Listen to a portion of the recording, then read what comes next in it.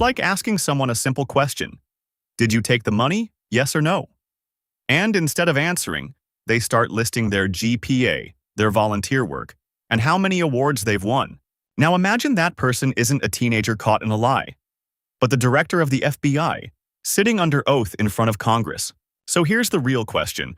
When a yes or no question can't get a yes or no answer, what exactly is being protected? This is not a normal hearing. This is a controlled confrontation over information. Who has it? Who filters it? And who decides what the public is allowed to know? And at the center of it is Eric Swalwell pressing for clarity on the most sensitive archive in modern federal law enforcement, the files connected to Jeffrey Epstein. And very quickly, this stops being about Epstein himself and becomes about a single name that keeps hovering just outside a direct answer: Donald Trump. Swalwell opens like a prosecutor who already knows where the cracks are, not with an accusation, but with a framework, establishing responsibility at the top, forcing the director to acknowledge something that should have been unthinkable in a case of this magnitude. He has not reviewed all the Epstein files personally. That moment lands quietly, but it matters, because from that second forward, every answer is shadowed by a simple fact. The person in charge of the most explosive case in the country is operating with incomplete personal knowledge and yet still asserting control over what is released and what is withheld. Swalwell doesn't rush.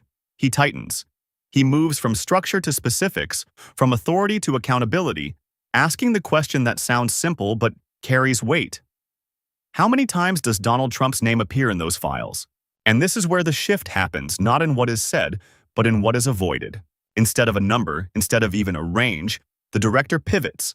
And not subtly, he moves away from the files entirely and begins talking about falling homicide rates, drug trafficking reductions, the redeployment of FBI resources, a performance report instead of an answer. This is not confusion. This is a tactic, a deliberate redirection from a measurable fact to a broad narrative of institutional success. Because statistics about crime are safe, but numbers tied to names are not.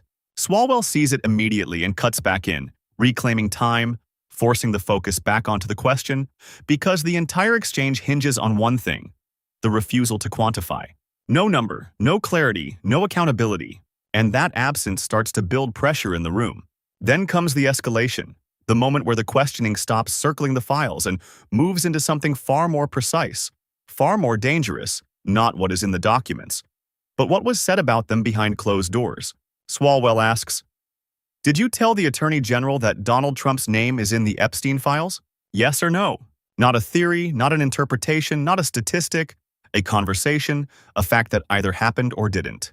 And suddenly, the hearing isn't about documents anymore. It's about memory, about communication, about whether information moved internally at the highest level of government, and whether that movement is now being concealed. And this is where the hearing stops behaving like a hearing and starts looking like an interrogation that someone is trying very hard to escape. Because when Eric Swalwell repeats the question, "Did you tell the Attorney General that Donald Trump's name is in the Jeffrey Epstein files?" he strips away every possible exit.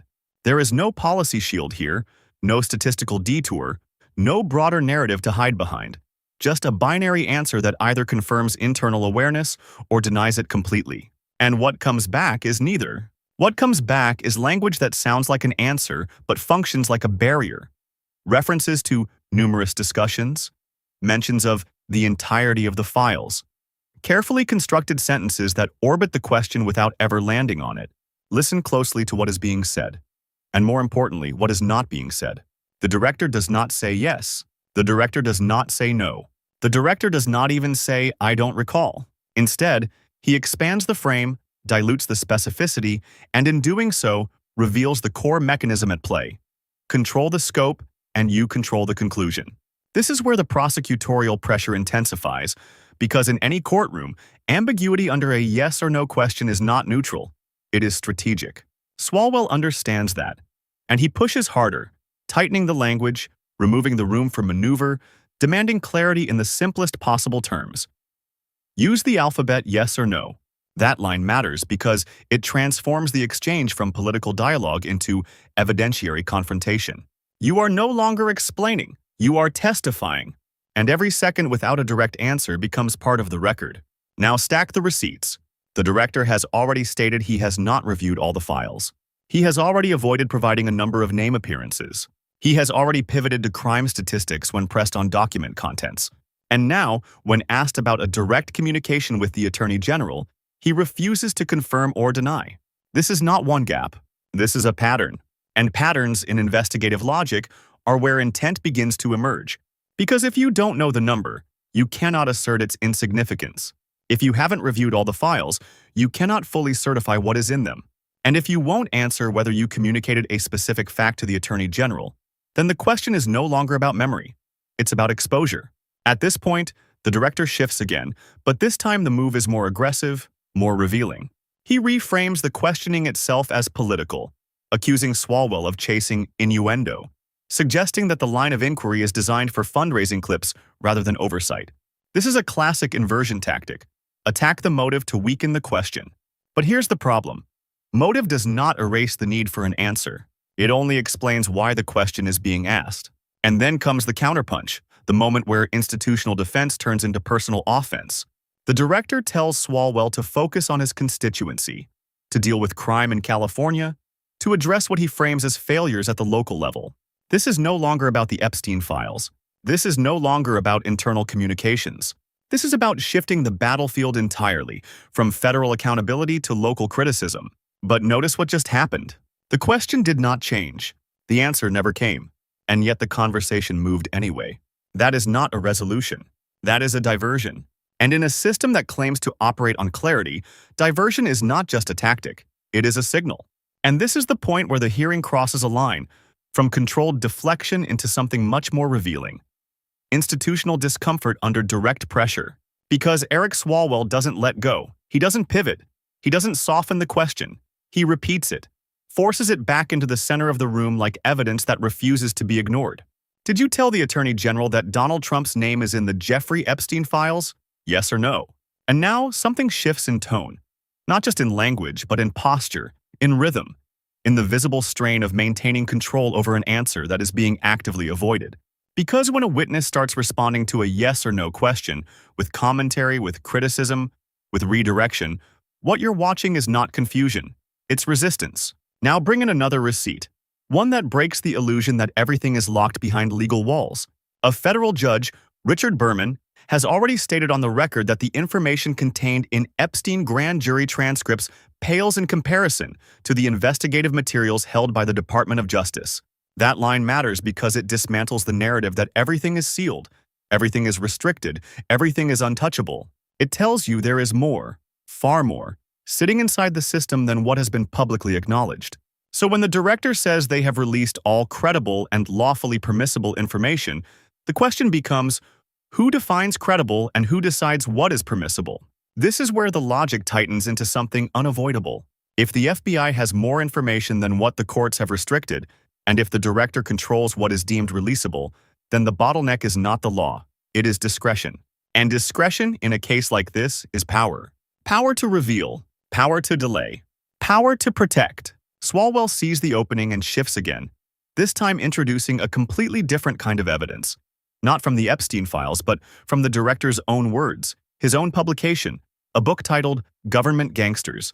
Inside that book, the director names individuals, labels them, places them in a category that implies misconduct or threat. And among those names is Swalwell himself. So now the question becomes even sharper, even more dangerous. Not about Epstein, not about Trump, but about bias. If you have publicly identified individuals as government gangsters, can you objectively oversee investigations involving those same individuals? It's a clean legal question disguised as a simple yes or no. Will you recuse yourself? And again, the same pattern. No direct answer. Instead, the director reframes, defends the integrity of FBI terminations, asserts that actions taken were based on failure to meet constitutional obligations. But that's not the question. The question is not whether actions were justified. The question is whether bias exists, and more importantly, whether that bias should disqualify decision-making authority. This is where the tension peaks, because the room is no longer debating facts. It's confronting the structure of accountability itself. On one side, a representative demanding clarity, pushing for binary answers, stacking contradictions until they form a pattern. On the other, a director defending an institution, expanding answers to avoid constraints, pushing back against the premise of the questions themselves. And between them, nothing resolved. No number, no confirmation, no refusal, just a growing record of what was asked and what was never answered. And then the moment that strips away the last layer of formality finally lands, not as a policy statement, not as a legal clarification, but as something raw, unfiltered, and impossible to ignore. The director doesn't just resist the question anymore, he snaps, turning from institutional defense to personal attack, telling Eric Swalwell that his entire career in Congress has been a disgrace. That line matters, not because it insults, but because it reveals something deeper. When the structure breaks, what remains is not procedure, it's pressure. Because in a hearing built on rules, time limits, and controlled exchanges, an emotional breach is not just a moment, it's evidence of strain. Strain created by unanswered questions that refuse to disappear. Now step back and look at what has actually been established. Not claimed, not implied, but placed on the record. The director of the FBI confirms he has not reviewed all Epstein-related materials. He cannot provide a number for how often Donald Trump's name appears. He refuses to give a yes or no answer on whether that name was communicated to the Attorney General. And he declines to recuse himself from matters involving individuals he has publicly labeled in his own writing. Each one on its own might be explained. Together, they form a pattern that is much harder to dismiss. Now bring back the reality that never enters the room but defines everything about it. The victims connected to Jeffrey Epstein, minors, trafficked across state lines, names that will never be fully known to the public, lives that will never be fully restored, stories that sit buried under layers of classification, redaction, and legal argument. And while those realities exist, the system meant to expose the truth is locked in a loop.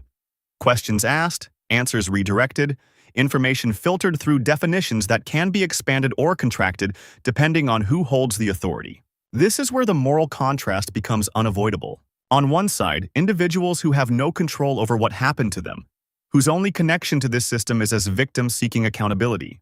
On the other, institutions with the power to decide what is released, what is withheld, and what is framed as irrelevant. And in between, a hearing where the most direct questions cannot produce the most basic answers. So what is this really about? It's not just about Donald Trump, and it's not just about Eric Swalwell.